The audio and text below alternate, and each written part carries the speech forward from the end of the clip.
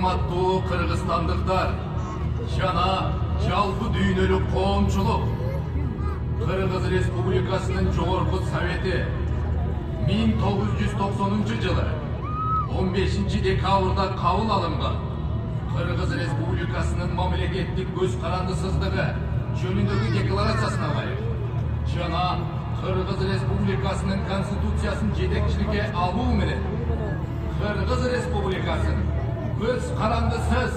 суверендүү, демократиялык өлкө катары жарыялайт.